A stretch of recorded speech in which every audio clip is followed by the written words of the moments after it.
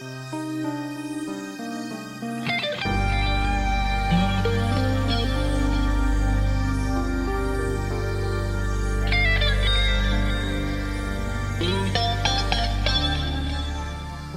to the Liminal Lounge podcast. I'm Nikki, a queer neurodivergent shadow worker, subconscious coach, business and content mentor, hypnotherapist, and astrologer in Boston.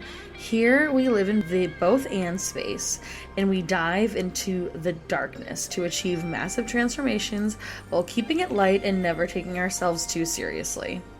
We operate through a trauma-informed lens and work towards radical self-acceptance and responsibility. We're here to learn self-trust. So come on, dive into the void with us.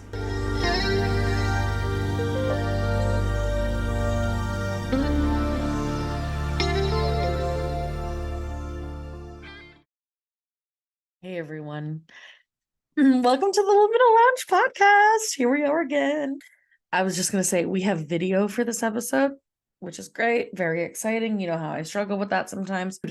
I don't know why my camera makes these LED strip lights behind me look like the camera has an astigmatism. And I think it really is a matter of camera, of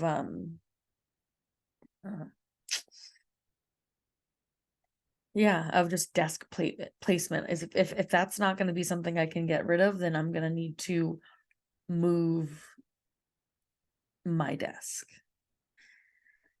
We're not doing that right now though. But if I have my computer all the way to the left, that's right. That's going to be Phoebe Bridgers' boobs. So as much as I would love, because I have a shirtless poster of her, of course, as much as I would love for everyone to see that, as much as I would love for that to be, on display, if I want to stay monetized on YouTube, which again, video, YouTube, thank you. We're gonna have to go ahead and hide that. I'm lighting 2 candles right now. I am lighting I'm lighting 2 candles that my friend Hannah has made for me, and I will link her shop below. These are spooky Halloween candles. And they have like little, so there's like parts of the candle are white. Let's see if I can show you. Parts of the candle, you can't see that, are lighter, but there's some like darker, like it's like a light pink is the candle and then dark blue is the rest of the candle, is this other part of the candle. It's like little molds of skull, like skull, little wax skulls made from molds. And why was that so hard to say? I hung out with her tonight. It is 10:45 p.m. on a Saturday. In some context, that's kind of late.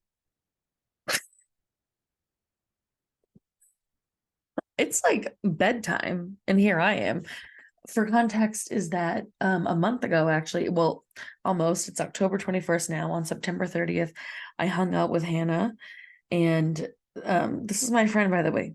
She's great. She's awesome. She directs a daycare center. That's freaking cool. We got dinner. Yeah. And we were trying to go to this witchy speakeasy called Hecate in Boston. And it's like, it's goth. Like, look at this little cocktail candle that I got from there. It's fucking sick. But it's really hard to get in because of how cool it is. It's, everybody wants to go to Hecate and be witchy and gay and goth all of a sudden. Stop stealing my shit, right? But we didn't end up getting in last time. We got in this time. And, she always leaves a little earlier than I'm just used to other, like my hangs going with other people, which is great. Love that for her. We always have plenty of time together. But but then I have zoomies. So I tried to record an episode last time and I was just listening to it over, and I just could feel that I wasn't in a good mood that day. And it just felt like a very heavy, dark energy. I don't even like co-sign everything that I said. So, and it's okay. Everybody has those days. Here we are now. I'm in a great mood. And I honestly think I look very hot for some reason. Like, it's just having my nails. I was in a wedding last weekend, and having my nails done, something about it. It's something about this like V-neck, thick tank top, having my nails done. There's really, really, really doing something for me. This gold chain, very simple makeup. My hair is very curly because of the rain, and also I put product in it. As you can tell, I'm leaning more into like a curtain bang, and I love, love, love, love. I should get my hair done soon. But I think I look hot. So, anyways, I'm gonna record another episode, and I honestly don't think that I am at a point in my journey with what I was trying to talk about last time that I would like actually make an episode on it. And that was finding motivation again within after only being externally motivated. And I don't know. I feel like I want to live a little bit more with that subject, and I will keep you all updated when along my journey. I have made strides. I have made strides in that subject, just in like my day-to-day life, feeling better just for like 2 years. Felt really hard, really my day-to-day. I felt like I had so much to do and not enough time, but also like I was like co-opting so much of my time. And I just feel like my mental health has made strides. I'm really feeling a lot. I feel good. I feel good lately. But I don't have words for what I'm even really doing right now.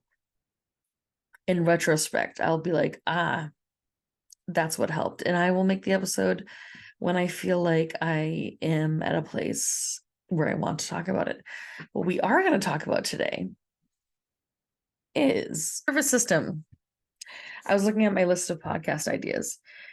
You know what? Let me pull up. So the reason why I saw this on my podcast idea list, and I was like, oh, duh, period. And the reason why it jumped out at me was because if we all know the bravery of being yourself, by the way, I really hope you guys enjoy kind of the raspy voice that I have going on here. I hope it's sexy. I hope the vocal fry is everything that you could ever need. And I hope it ends up in maybe an audio porn. Just take my voice. Don't do that. I have the course, The Bravery of Being Yourself with Andrea, my friend, my bestie, my ex-coach, my co-coach. She's an icon. She's a legend. This week, I taught on the nervous system. Which is one of our modules, and because we have 6 modules bi-weekly and we each teach 3, and so I teach on the nervous system, and the nervous system is when you say like, oh, I'm so nervous, or my nerves, these are little wires, inner wiring of your brain and body that send messages to other parts of your body and run so many things that are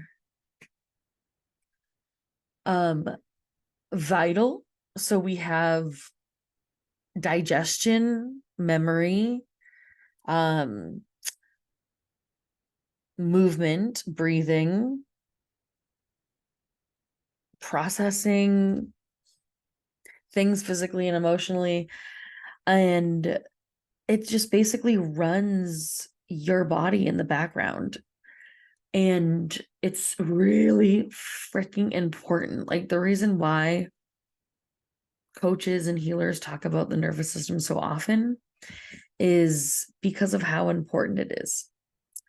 It is very important. So I taught a module on nervous system health and tips for like the fight or flight response is associated with the nervous system.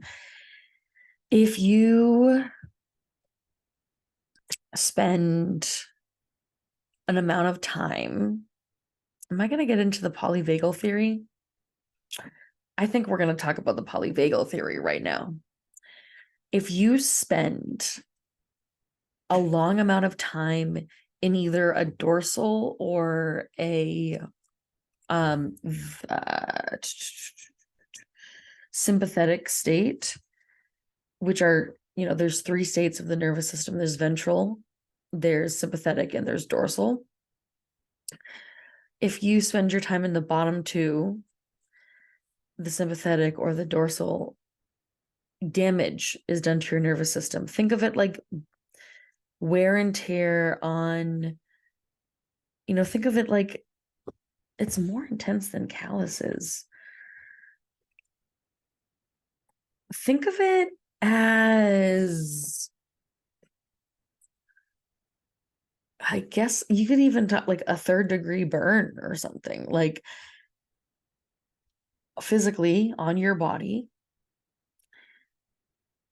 You can physically see or really any scratches or bruises or anything.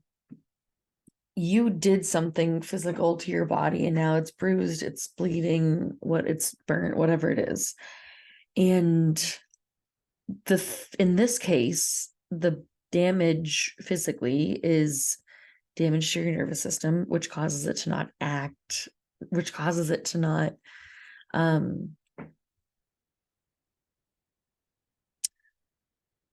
run as smoothly, which means it's affecting vital life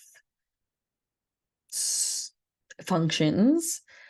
And the thing that you are doing, the damage that you are doing, the thing that you are doing that is causing the damage to your nervous system is living in a state where your nervous system has to kick into overdrive and really overexert itself, which it's fine to do, just like a generator, right? It's fine to run with a generator for a certain amount of time, like an electrical generator, not a human design generator. But it's not meant to run long term. Your nervous system is not meant to run in sympathetic. And when I say sympathetic, that means fight, flight, freeze, fawn. It's supposed to be a decision-making state. When you live in fight or flight, you are living in something that is supposed to be a temporary state. It is firing off all of its receptors. And there's not an amount that is in the body that can support being in that for long amounts of time. So it gets damaged. And then when you're in a dorsal vagal state, and these are states that you are in when you are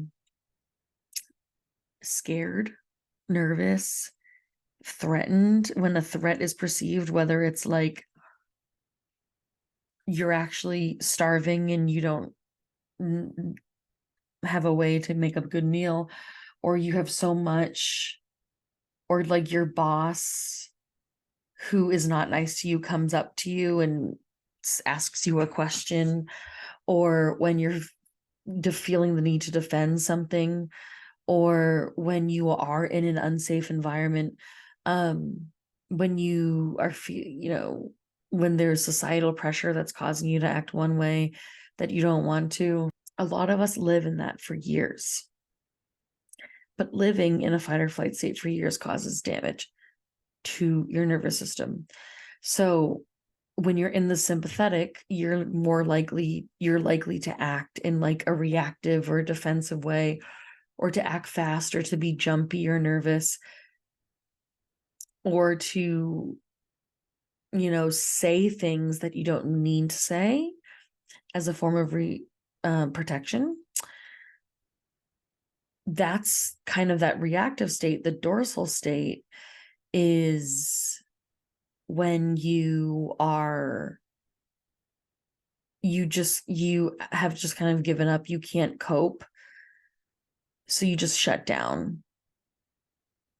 You don't do anything. You don't say anything.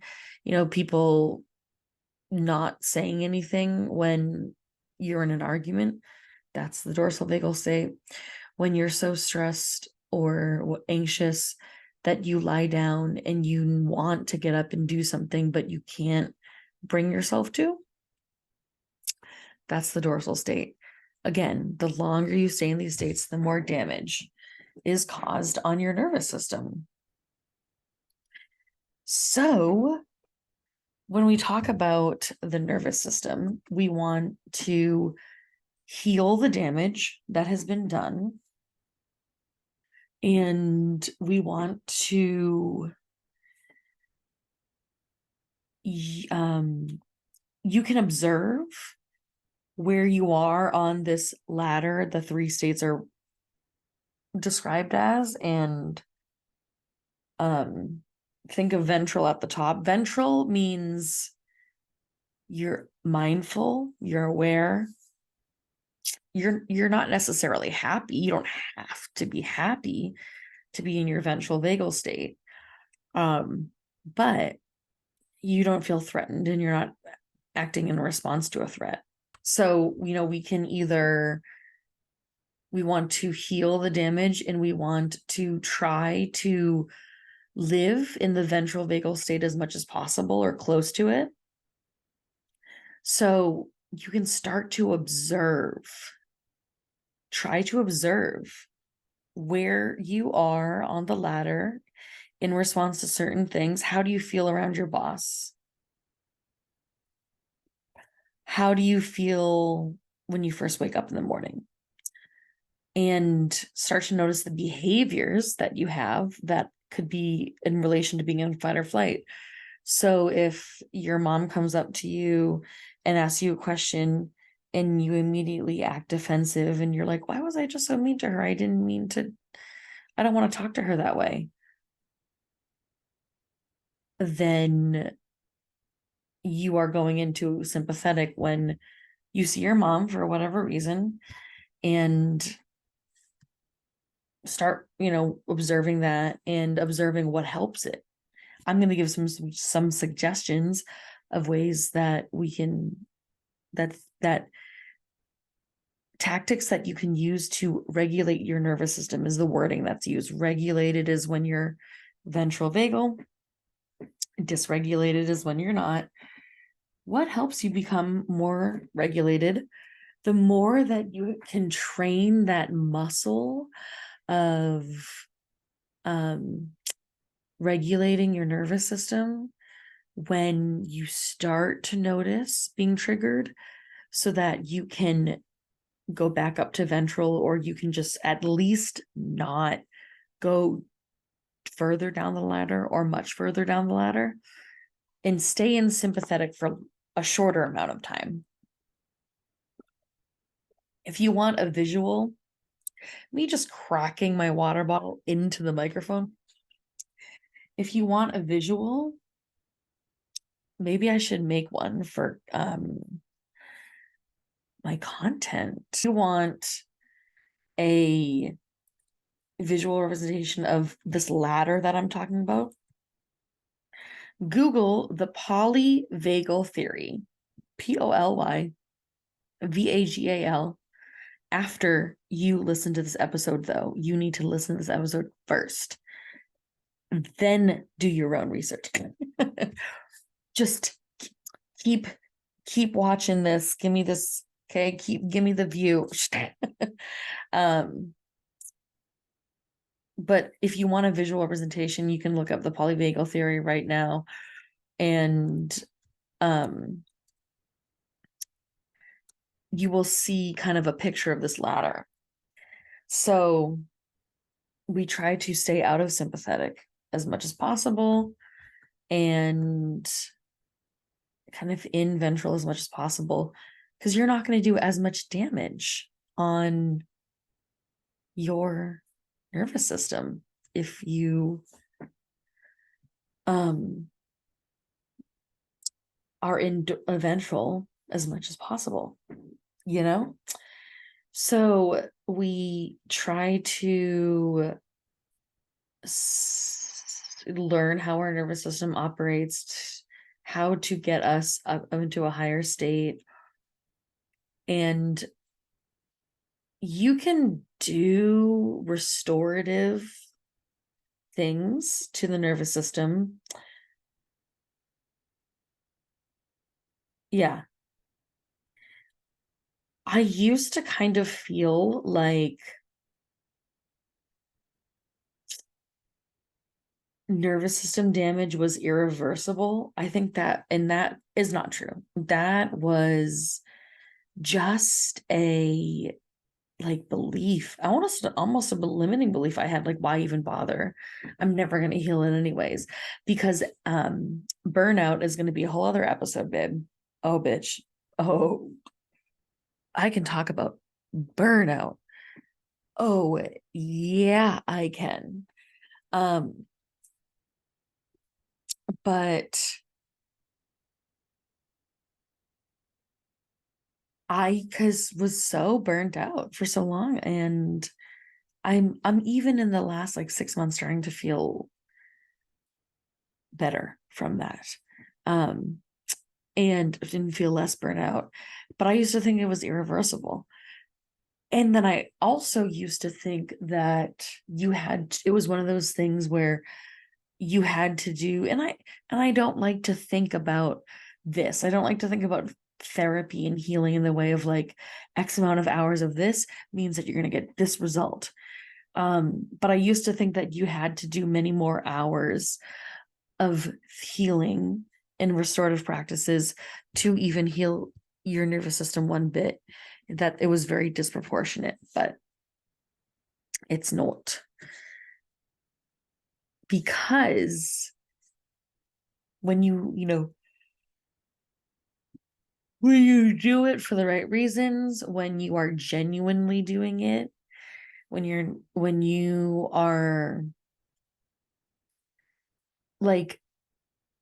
rest, just laying down and doing nothing, it can be restorative, but it's not always that you need to not do anything to feel better from being burnt out and from doing too many things. It's not a direct correlation. Yeah, I used to think that healing from burnout was one of those things where X amount of where X amount of rest means okay, the more that I just actually rest. But rest is restorative. Another restorative practice is, I was talking about this with a friend today, doing something to set yourself up for the future. Meal prepping can be restorative because you are saving yourself time and energy in the future. So you're kind of setting yourself up to not go into fight or flight or dorsal. Dorsal a lot of us get into dorsal when, say, you haven't eaten dinner yet and it's so late and you don't want to eat and you don't want to cook, but you don't want to order food. So you're stuck and you don't know what to do. Right? It saves a situation like that. It can be doing, like, honestly, podcasting is restorative to me. Writing poetry and songs is restorative to me. Playing guitar is restorative to me. Reading is just restorative to me. Journaling and doing like a witchy practice is restorative to me. Listening to a hypnosis is restorative to me. These are not things that I would categorize as mindless. These are not things that are just resting and doing nothing, but they energize me. I would categorize them as mind massaging. So those are restorative practices. I am doing a lot more of those every day. The podcast has been so restorative to me, and that's built into my schedule because I have to put out bi-weekly episodes. You don't have to set a podcast frequency, but I want to gain a following for my podcast on top of my business and like my content. So I wanted to have that, and I wanted to make sure that it was a fixture in my life, something to give my business structure. Its structure can be restorative. Something that burnt me out for so long was not having any structure, and I'm still feeling the effects of it, and I'm still putting structure on many parts of my life. I firmly believe that more stuff piles up and work gets out of hand when there's a lack of structure, because you're not being efficient. This is my Virgo Mercury. Efficiency leads to less decision making, less decision fatigue, less decision paralysis, and you can focus your brain power on what is important for you to focus on and get done. This is also speaking from a Libra Mars, where I want to be ambitious and, achieve my goals, but I also want to make sure I have plenty of rest. I had a reading somewhat recently with my teacher of astrology, actually, and she said to me that being a Libra Mars partly means that I'm like designed to chill. And now getting nervous that I have too much on my plate sends me into a sympathetic, and it affects how I interact with people and what I choose to do next. And it sends me very quickly into dorsal. There's a little bit more before I jump into actual ways to get you from going into sympathetic, and like, nervous system healing technique, or like regulation techniques, because healing and regulation is different. And we're talking about healing. So when I get nervous, what sends me into a dorsal, and then I, don't do anything, but I have so much to do, and just it's a cycle, is getting nervous that I'm going to have too much on my plate, because that caused a lot of burnout for me, and I'm afraid of that. So anyways, it's important. So like having more structure, so I have to make less decisions, is very regulating and healing for me. And just working smarter, not harder in everything. So those are like active things that can be healing to the nervous system. Also, like boundary setting, delegating. So like social things, even just like holding on to shit is very dysregulating. So being more honest, having conversations that you need to, how about having uplifting conversations or having deep conversations with friends and engaging in like giving your friend a compliment and then them giving them one right back to you, you know, and just like telling the people that you love them. Emotional and social health is very important for the nervous system and mental health as well.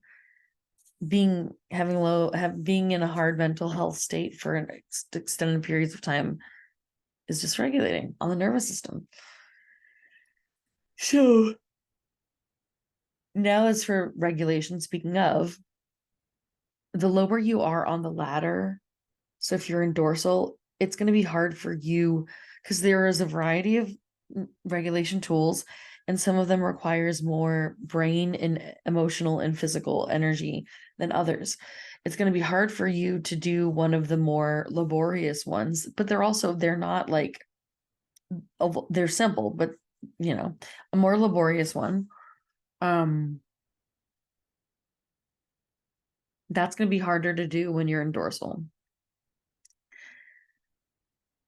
You can do a smaller one and move up the ladder. So a small one is like singing, humming,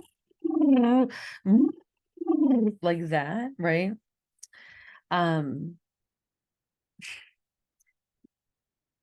Do you all ever like say something that like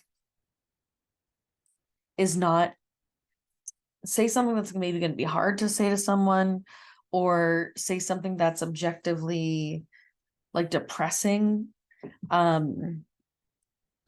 or just are you ever talking about like, let's say something about this silly fucked up world that we live in, and you're like, oh, it's crazy, or it's not good, like put on a funny accent. I say funny accent, just British accent, so sorry British people. um do you ever do that? Do you know this concept? Do you hear people doing that? That's a nervous system regulation tool, because that is objectively something that's hard to talk about, but putting on a funny little voice makes it easier to say. And if that's what you got to do, babe, that's the least of our problems. I actually encourage it, and I don't think anything's wrong with that. Okay. Okay.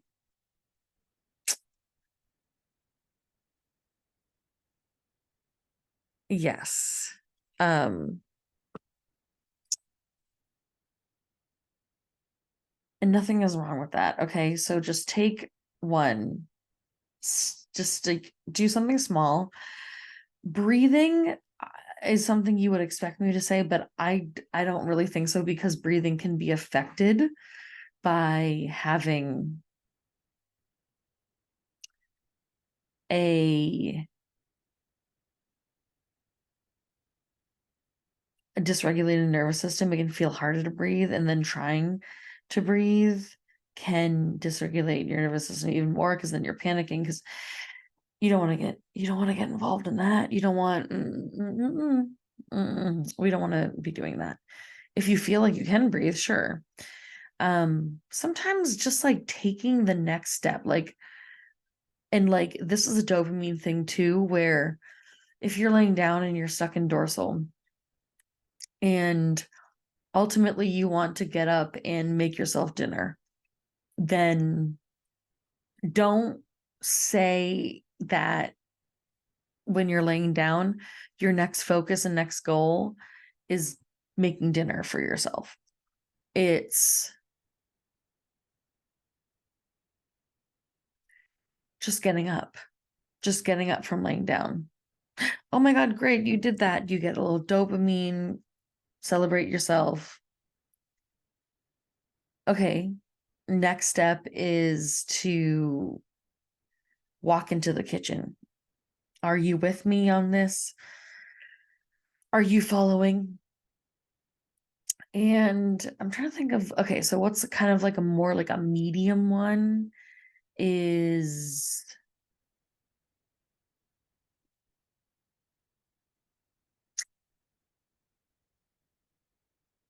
well, this is also another one.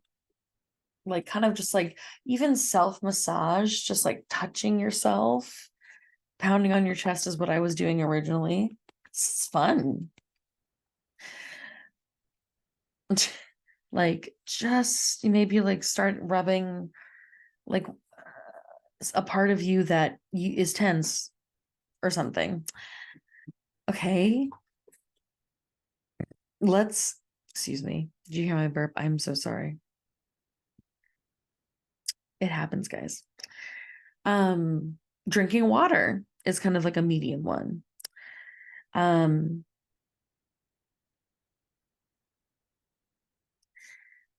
then I feel like something more laborious, more involved physically, like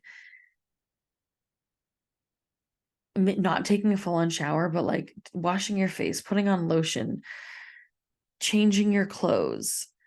Then we can go up to, so now this is like getting a little, more in depth, right? Then I would count like doing something like something your therapist would tell you to do, or like, journaling, or like EFT, a hypnosis track, breath work, some sort of, I think breathing exercises can come into play here. Going for like then we can now, like now you can actually function and do things co-regulating with people, like going to a cafe and sitting down, hitting up a friend, and you don't have to like, I actually don't recommend this, be like, this is low key, do you want to just like watch a movie, we don't have to say anything, or is it okay if I'm not that talkative, well, don't ask, just like let them know like that's your vibe. Or co-working, or body doubling in some way, or maybe, yeah, like calling a friend even, and being like, tell me of a happy story. I would be careful with, like I just said, that if like consuming media is too passive, it's not, it's going to keep you, it's hypnotic, right? Watching a movie is hypnotic. In it, and I can get into why it is at another time. But just know that, hypnosis, all it needs you to be is relaxed.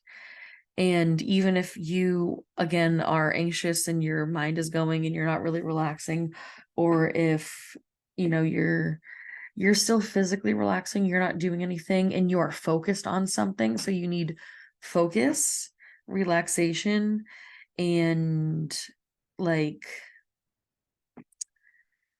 repetition and tropes. There's like the same tropes in every single TV show ever. They go to the same sets, it's the same characters. If you There's one central theme to a TV show. If you are watching a series, then you are watching TV again and again. You're gonna be hypnotized. You're not really gonna relax because you're gonna be, maybe you could be exposed to anything. Consuming media is not, it's not on this list. Don't scroll, don't, literally touch grass, and then also touch your body, get in tune with your body. So honestly, I think that's it for the nervous system, guys. Thank you so much for listening to this. I feel like this one is a little bit shorter. I just explained all of the nervous system. I sprinkle, I don't think I'm going to be separating the part of the podcast that's like, and then I talk about my experience, but because I've sprinkled that in here and there, I'm in a really good place with this now.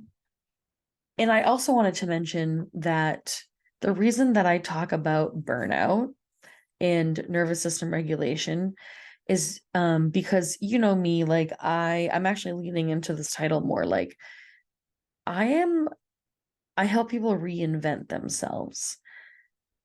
this can be in the context of business. I loved doing that in business. Like, I always wanted a client that was completely changing what they were doing in business and rebranding and stepping into something more authentic. But I realize now that, I have do a lot of life coaching work,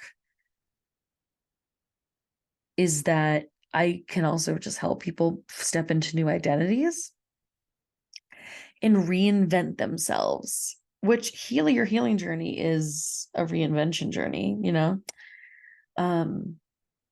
but you're going to need these skills and tools of nervous system regulation and healing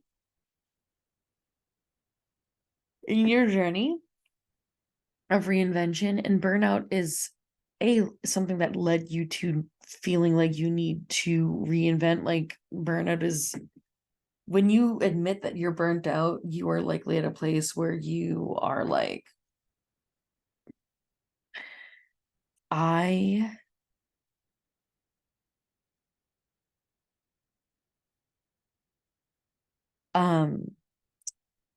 can't do this anymore. I can't do this anymore. I can't go on. I'm so tired of this. And burnout may happen during your healing journey just because of how hard it is. And you get burnt out when you are in a fight or flight state. So they really go hand in hand. They really relate to all the work that I do. So that's why I wanted to make episodes about them. And I have a big burnout journey and just burnout episode coming soon. That's another one where I'm like, I have to live a little bit more with that before I make that episode, So thank you so much for listening. I feel really great about where I'm at in business. I may be out by the time I put this out, but I'll put I'll either put a little note in this or it'll be on my social media that I'm coming out with like a new hypnosis package. And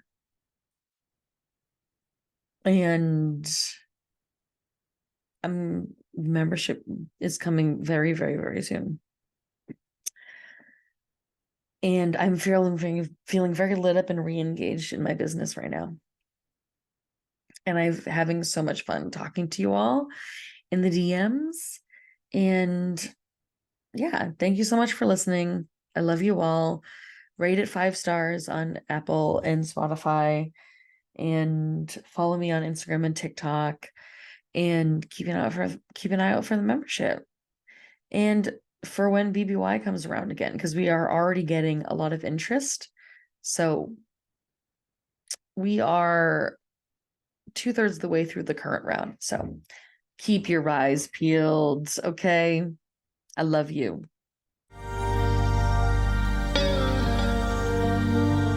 Thanks for diving into the void with me, Nikki Vergakes, your queer and neurospicy astrologer, hypnotherapist, and business and life mentor and coach. I hope you found lots of meaning today in the liminal space with me. Did you have fun in the Liminal Lounge? DM and let me know, or tag me on Instagram and TikTok at Nikki_Vergakes. You can find that link in the show notes. And check the show notes to book a session with me or work with me in the many ways that you can, and get connected to other Liminal Lounge attendees. Don't forget to leave a review. See you next time in the Liminal Lounge.